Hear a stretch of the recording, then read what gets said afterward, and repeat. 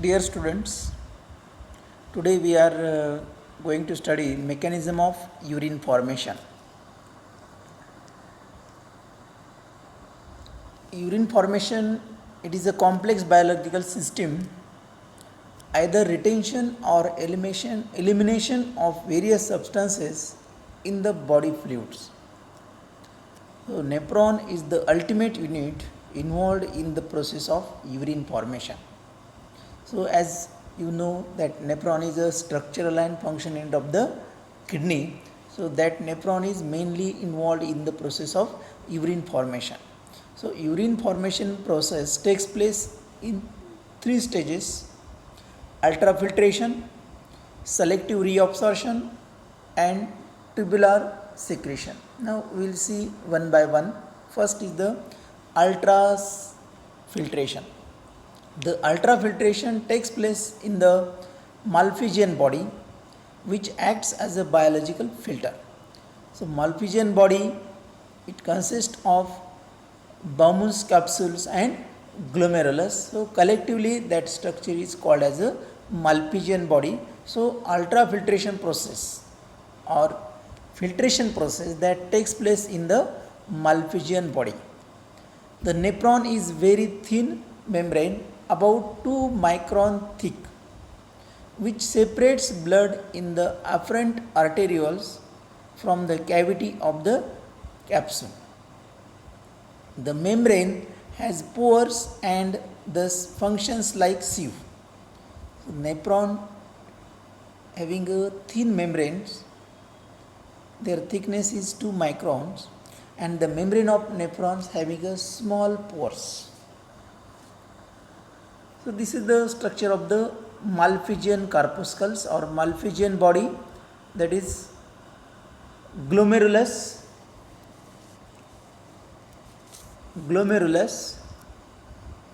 then Bowman's capsules, and these glomerulus and Bowman's capsule that constitute the Malpighian body. Then secondly, the tuft of capillaries. Tuft of means bunch of blood capillaries forming glomeruli increases the filtrate surface enormously, estimated at 1.5 square meters in mammalian kidney. Another important part in the ultrafiltration process, that is a bunch of blood capillaries which is present in the Bowman's capsules, and that bunch of blood capillaries is called as a glomeruli. So that number of blood capillaries, due to that number of capillaries, they increase the surface area of the blood capillaries, and that is about 1.5 square meters in mammalian kidney. The third important feature is the peculiar renal circulation. Renal artery is a short, wide branch of the aorta that branches immediately after entering the kidney. As a result, enters at a relatively high blood pressure. तर किडनीकडे जो blood supply घेऊन जाणारी जी kidney असते, artery जी आहे त्याला आपण renal artery म्हणतो, आणि हे रिनल आर्टरी एक मेजर आर्टरी आहे जी की डायरेक्टली ॲओर्टापासून किडनीला पास झालेली असते. त्यामुळं त्या रिनल आर्टरीमधून large quantity of blood is supply to the kidney that renal through that renal artery. So that increases the high pressures in the renal artery. The efferent glomerular arterioles. So afferent arterioles that supply blood toward the nephrons, and that efferent arterioles that collect the blood from the nephrons. The efferent glomerular arteriole is narrower than the afferent. As a result, the glomerular blood pressure remains sufficiently high to bring about active filtrations. म्हणजे या ठिकाणी नेफ्रॉनकडे blood supply घेऊन येणारी जी renal artery जी आहे, त्या renal आर्टरीमध्ये large क्वांटिटीमध्ये blood त्या ठिकाणी कॅरी केलं जातं. नंतर त्या ठिकाणी जे ब्लड आलेलं आहे ते ब्लड त्या ठिकाणी त्या नेफ्रॉनमधून किंवा जे बाउमन्स कॅप्सूल स्ट्रक्चर जे आहे त्या ठिकाणी त्या आर्टेरिओलला ॲफरंट आर्टेरिओलला हे इफरंट आर्टेरिओल कनेक्ट झालेले असतात. त्या ॲफरंट आर्टेरिओलमधून ब्लड ते स्लोली इफरंट आर्टेरिओलमध्ये घेतलं जातं आणि तिथून ते परत इफरंट आर्टेरिओल्समधून त्या ठिकाणी रिनल वेन्सकडे सप्लाय केलं जातं. तर हे इफरंट आर्टरी जे असतात ते स्मॉल असतात, त्याची डायमीटर हे नॅरो असते as compare to the diameter of the afferent arterioles. म्हणजे ॲफरंट आर्टेरिओल जे असतात जे ब्लड घेऊन येतात नेफ्रॉनकडे त्याची साईज जास्त असते, त्यामुळे ते लार्ज क्वांटिटीमध्ये ब्लड नेफ्रॉनकडे घेऊन येतात आणि तेवढ्या प्रमाणात ते ब्लड त्या ठिकाणी त्या ॲफरंटमधून इफरंटमध्ये पास होत नाही, कारण इफरंटची साईज जे स्मॉल असते त्यामुळं स्लोली ब्लड त्या इफरंट आर्टेरिओलमध्ये पास होतं. त्यामुळं जास्त क्वांटिटीमध्ये या ठिकाणी ब्लड जमा झाल्यामुळे ॲफरंट आर्टेरिओलमध्ये त्या ठिकाणी काय होतं, ब्लडचं प्रेशर इन्क्रीज होतं. In addition to this, to maintain sufficient pressure, nervous and hormonal control is also evolved. So there is also important role of the nervous system and hormones that maintain the sufficient pressures in the afferent arterioles. Hormonally, the EDH, antidiuretic hormones, that also maintain the arterial blood pressures, that reabsorb water from the kidney tubules, Then sympathetic nerves, that nerves are innervate into the juxtamedullary cells, renal tubules and vasculature, that increases the urinary potassiums and water excretions, and that absorb the water secretion and water excretions. The pressure is increased by the dilation of afferent arterioles or constriction of efferent arteriole. The hydrostatic pressures of blood at the afferent glomerular arterioles, that is 70 mmHg, is high in contrast to in other capillaries 20 mmHg throughout the body. So this pressure is sufficient to overcome other resisting forces and bring about ultrafiltrations. As a result, 20% of the blood plasma flowing through the glomeruli gets filtered. तर या ठिकाणी important mechanism जे आहे, तर या ठिकाणी जे ॲफरंट आर्टेरिओल जे ब्लड घेऊन आलेले असतात ग्लोमेरुलसच्या फॉर्ममध्ये किंवा ॲफरंट आर्टेरिओलकडून जे ब्लड येते नेफ्रॉनमध्ये, ते ब्लड जे असतं ते लार्ज क्वांटिटीमध्ये असतं आणि त्या ॲफरंट आर्टेरिओल ब्लड घेऊन येतात आणि इफरंट आर्टेरिओल त्या ब्लड बाहेर घेऊन जातात. तर ब्लडचा येणारा फ्लो हा जास्त आहे आणि बाहेर पडणारा जो ब्लडचा फ्लो आहे थ्रू इफरंट आर्टेरिओल हा कमी असल्यामुळं ॲफरंट आर्टेरिओलमध्ये काय होतं, ब्लड प्रेशर इन्क्रीज होतं आणि ॲफरंट आर्टेरिओलमध्ये ब्लड इन्क्रीज झाल्यामुळं, प्रेशर इन्क्रीज झाल्यामुळं काय होतं, त्या ब्लडमधले बरेचसे जे काही कॉम्पोनंट्स असतात, जे वॉटर असेल त्याच्यामध्ये काही ग्लुकोज मॉलिक्युल्स असतील, काही मिनरल्स असतील, तर त्या ब्लड कॅपिलरीच्या मेम्ब्रेनमधून ते बाहेर पडतात आणि बाहेर पडल्यानंतर ते त्या बाउमन्स कॅप्सूलमध्ये जे आहे, कपशेपचं जे स्ट्रक्चर आहे त्या बाउमन्स कॅप्सूलमध्ये ते जमा होतात. तर ह्या हाय प्रेशरमुळं ब्लडमधले बरेचसे अनवॉन्टेड अँड युजफुल कॉम्पोनंट जे असतात ते फोर्सफुली ब्लडच्या त्या ॲफरंट आर्टेरिओलच्या वॉलमधून बाहेर पडतात आणि हे afferent arteriole that connected with the cup shaped structure Bowman's capsule.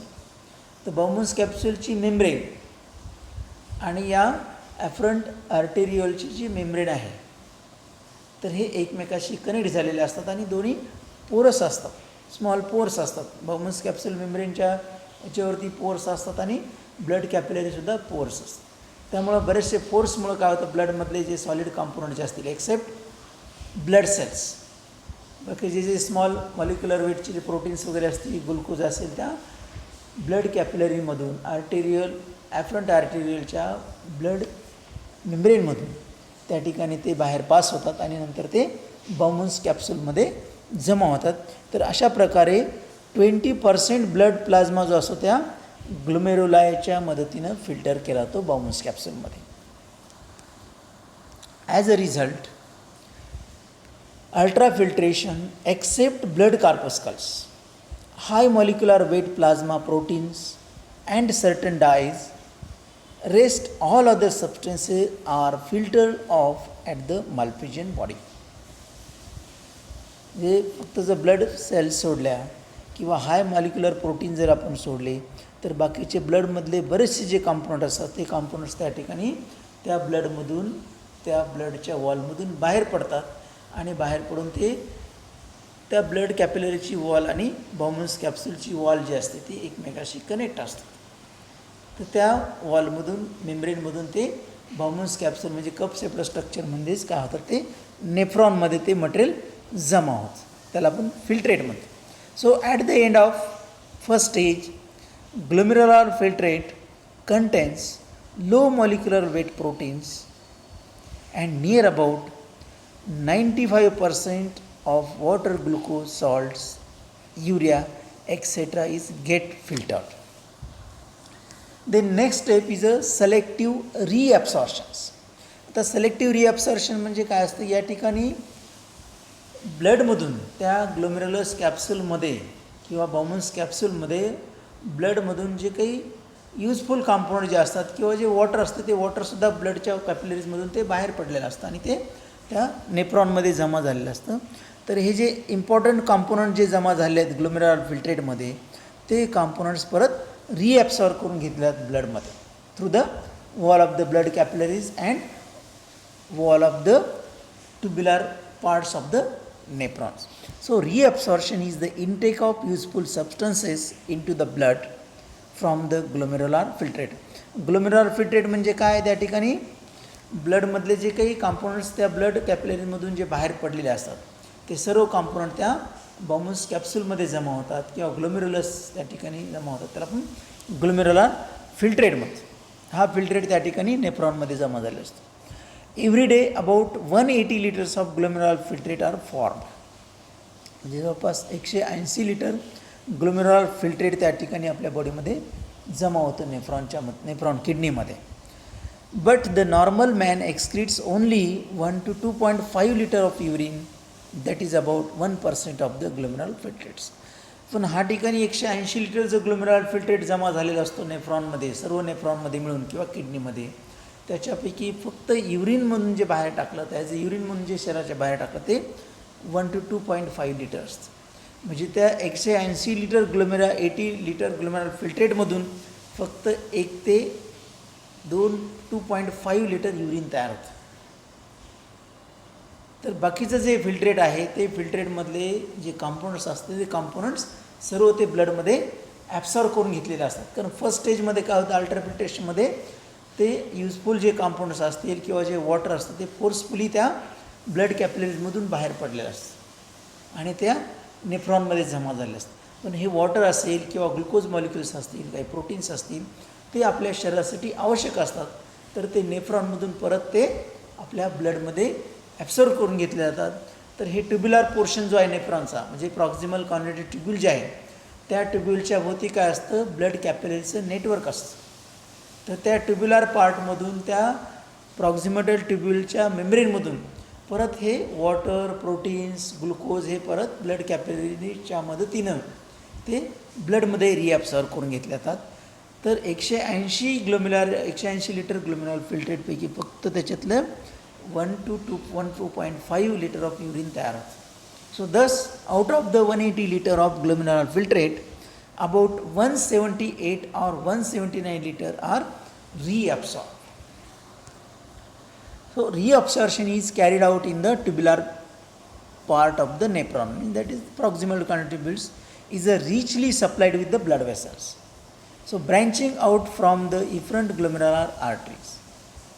In case of mammals, the tubular portion is extremely long with many divisions and subsequently they are capable of producing hyperosmotic urine, the concentrated urines.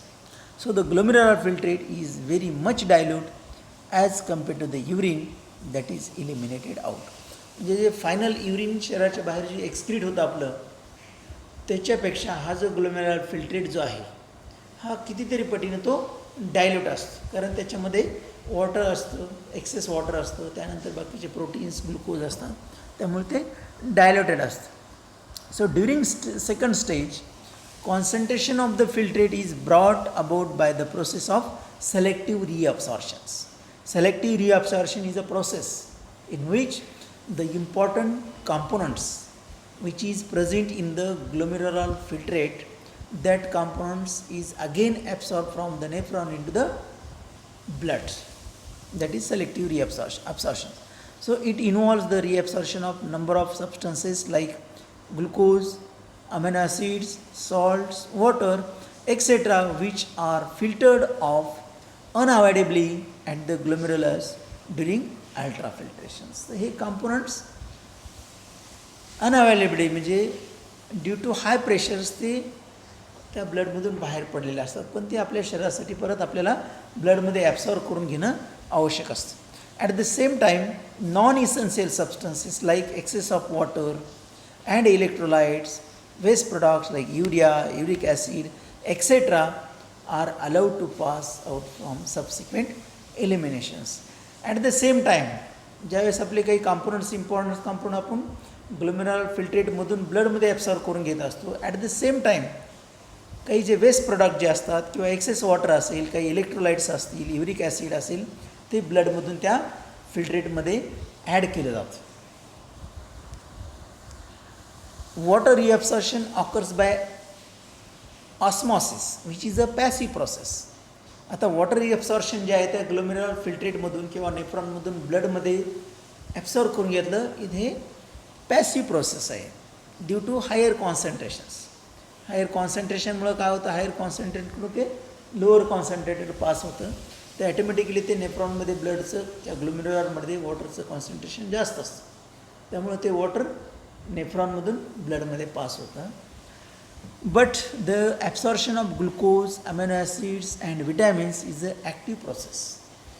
तर हे molecule जे असतात त्या glomerular फिल्ट्रेटमधून easily ब्लडमध्ये परत pass होत नाहीत.